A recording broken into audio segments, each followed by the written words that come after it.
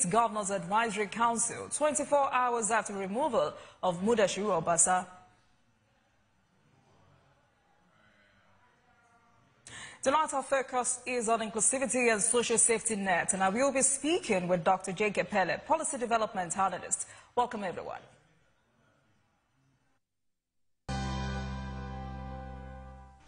Welcome back and thank you very much for staying with us. For every working organization or society, individuals are at the top of its operations, influencing the output of such systems. Now, statistics has revealed that persons living with disabilities are more likely to experience extreme poverty in Nigeria than those without. While there is no clear estimation of the number of people with disability in Nigeria, data from the 2018 Nigeria Demographic and Health Survey revealed that an estimated 7% of household members above the age of 5 experience some level of difficulty in at least one functional domain.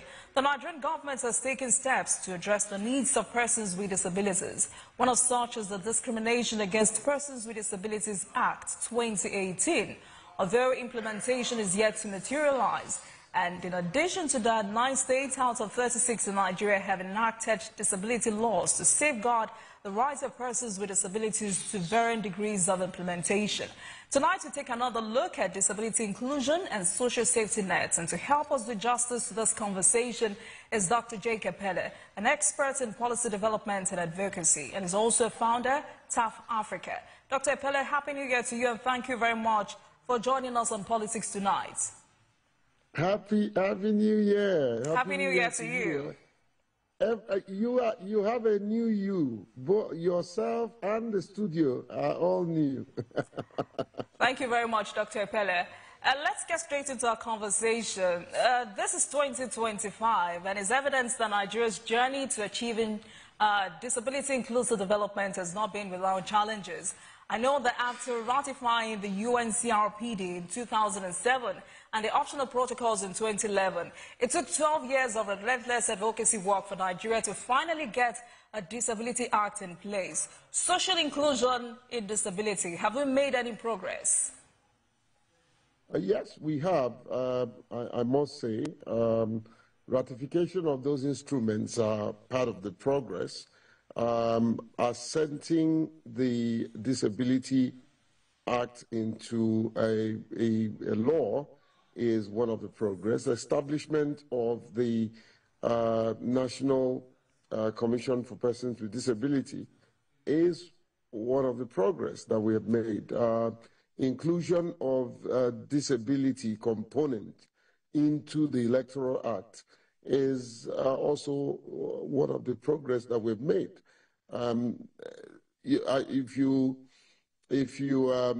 observe that some of the progress that we've made in terms of legislation, the Legislative Assembly is becoming a bit more inclusive, and of course, the issue of discrimination and stigmatization is reducing. So we have made remarkable progress. The president appoints a special assistant, senior special assistant on disability. So the executive is making some headway. The legislative assembly is making some headway. The judiciary is also making some headway. And then in the social circle, as well as in the social development space, there is a remarkable progress. There's also a remarkable progress in the media. Among persons with disabilities, how do you evaluate government investment in inclusive employment and likelihood interventions? I think there's a move to revamp or reinstate the National Social Investment Program. A couple of them have come back on stream. I have been having regular interface with the Minister of Humanitarian, and I am very happy with the progress we've made so far in terms of sitting down to do a proper design of the intervention program. He is very much knowledgeable about the social register, which is a big problem. If we can get the data right, then we can get the interventions right. And this current minister is assiduously working on getting an integrated, well-interrogated data. And once we get that, we're on the road to a well-structured intervention, and the beneficiaries will be smiling home. So there's a remarkable progress made, but there's still a lot to be done, no doubt. It looks like positive projections for you. But for disability-focused organizations in Nigeria, how empowered are they to support this process and perhaps provide services to persons with disabilities and caregivers? I think that's a good question. There's a need for government to recognize the efforts of several organizations of persons with disability, not just paying lip service to recognizing their effort, but also to help them by one way or the other providing capacity, help them by positioning them to be able to receive grants from the international community. I'm not given to asking government to give money to NGOs. That's not what we're structured to do, you know. But if government assists us by recognizing some of the little effort that we are making, giving us access to provide the much needed frameworks for ministries and agencies of government, ensuring that some of our little work that we're doing, little good work that we're doing, can be entrenched into government agencies and programs for sustainability's sake. The problem is that we have very limited resources, and because we have very limited resources, we invest in very limited intervention. And once the resources is depleted, then that intervention will not continue. That's not what we want. We want a sustainable intervention that when we kickstart, government can continue that intervention so that we can reach the much needed people within the community and even outside the community. I mean, I just came back from my community where I launched a very strategic project that I think any government can borrow a leaf from. I launched Cash for Elders. I was able to raise money across board from friends. I was the first to put down my own, you know, but then friends who saw the need to support the project came and we raised money, and we went, I personally went to 193 elders in my community, 193. I didn't send anybody, I went myself and delivered cash, and I can mention 20,000 naira each to every one of them. And now the success of that project, my king, King Jaja of Opobo, you know, has approved for me to raise funds and build what will be known as the first old people home. It will be a complex that with hospice services, it will be a complex that will have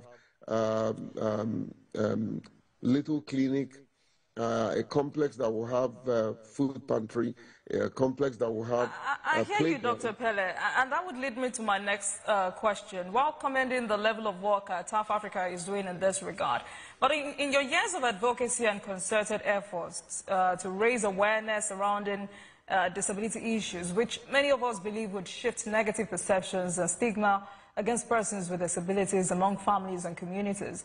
Do you think government officials, policymakers and decision makers are aware of the importance of disability as a development issue and perhaps enhance data collection on disability? That's a big problem, the last thing you said about data. And I have been drumming it from the rooftop that we cannot make concerted strategic intervention if we don't have accurate, verifiable data in its disaggregated manner. If we don't have data that the international community can trust, if we don't have data that is evidence-driven, if we don't have data that is verifiable, if we keep talking about numbers that we don't have evidence to back it up, then nobody will take us serious. I think government needs to invest in getting accurate number of persons with disability in the country. And there's an economic benefit. When we know the numbers, it can attract investors. If we know that, take for instance, there are 50 million Nigerians who will need wheelchair, it will attract wheelchair manufacturers.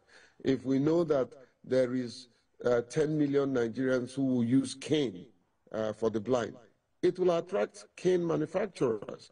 If we know that there are maybe 4 or 5 million persons who are with albinism, of course it will attract magnifying glasses where necessary or large print materials.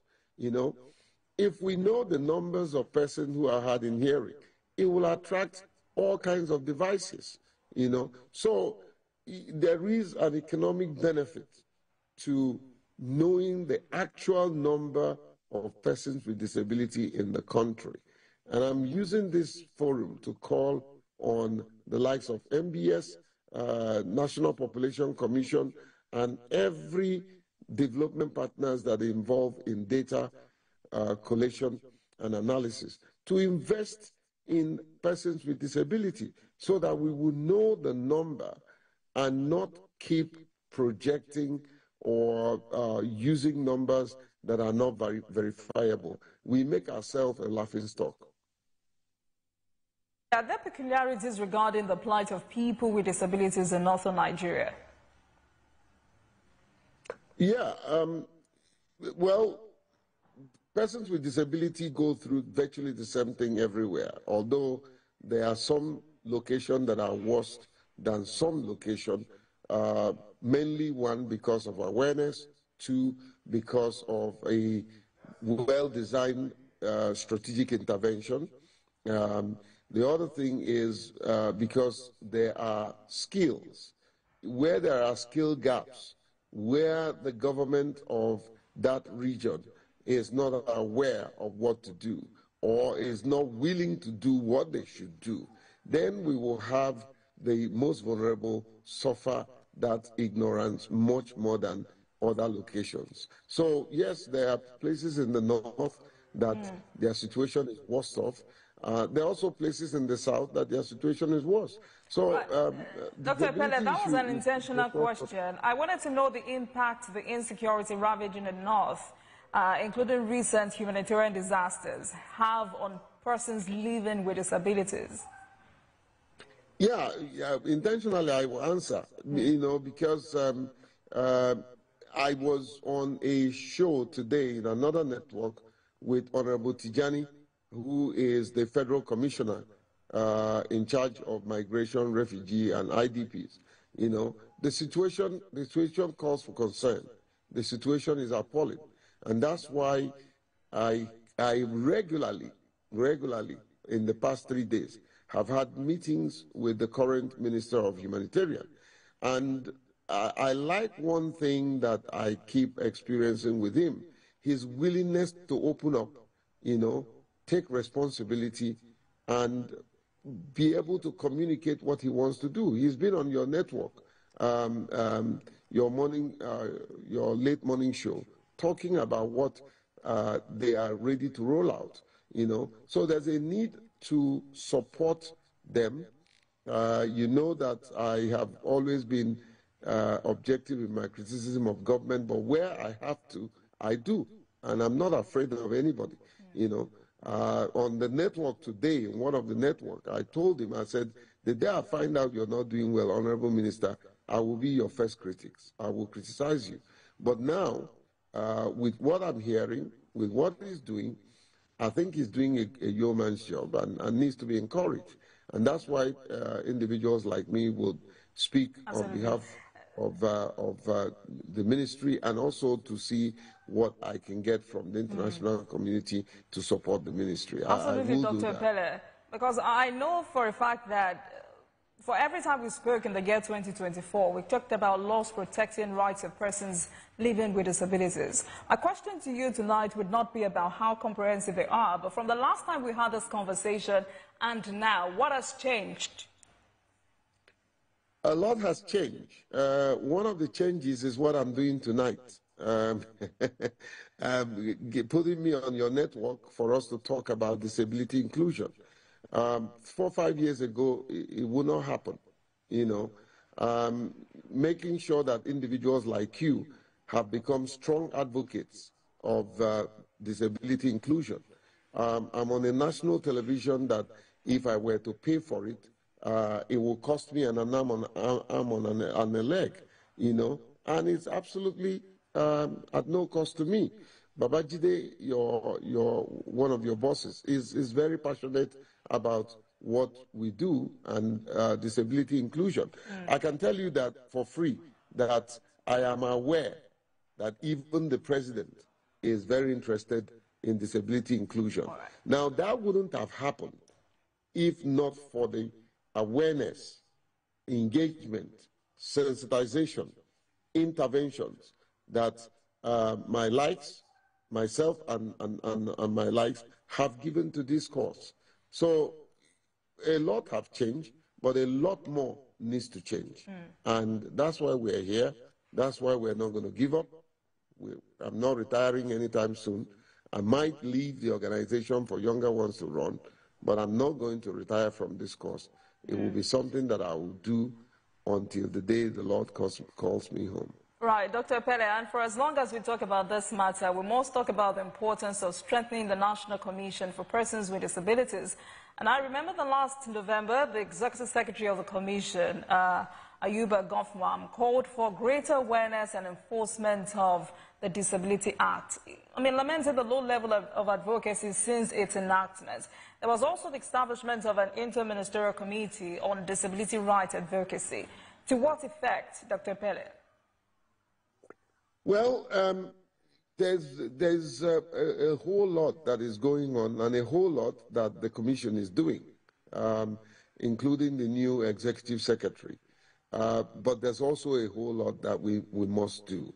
They have been able to roll out a number of fantastic policies.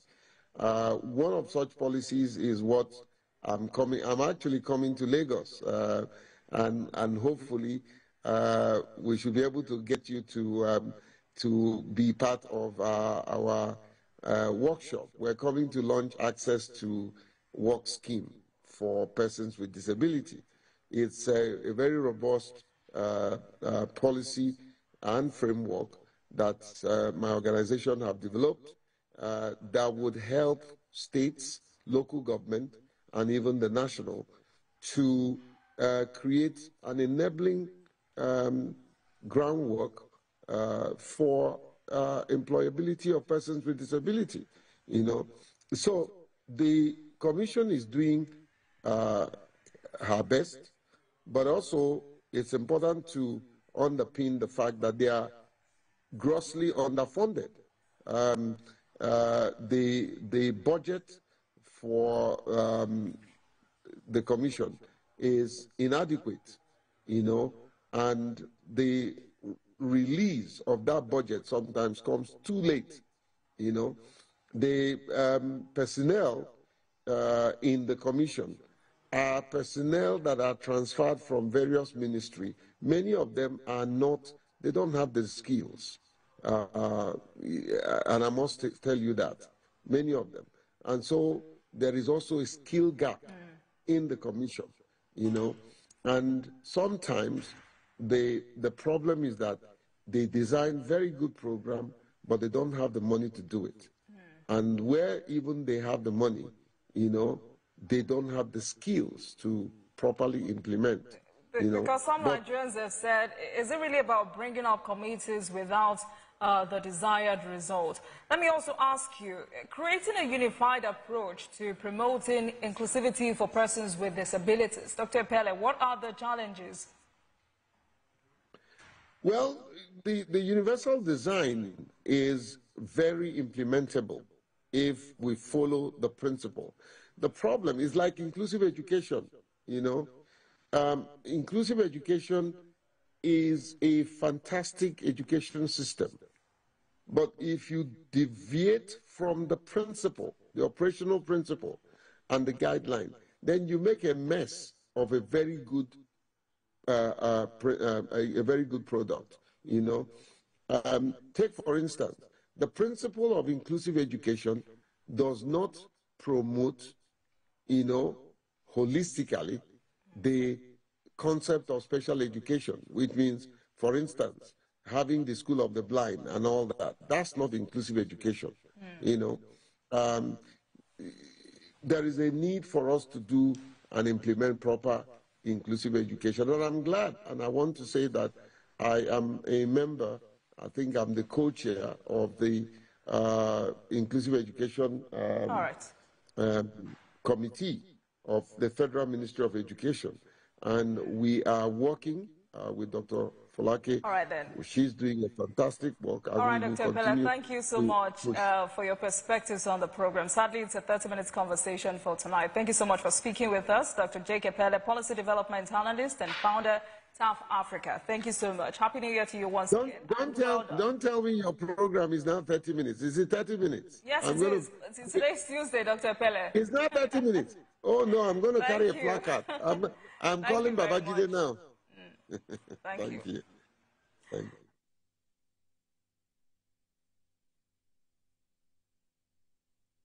Of this episode at midnight.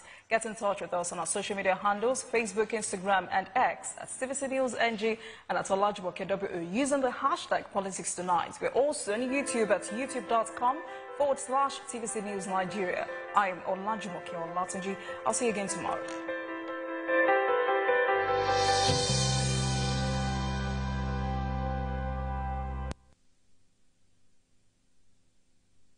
Information and entertainment like never before as TVC Breakfast takes your weekends to a whole new level.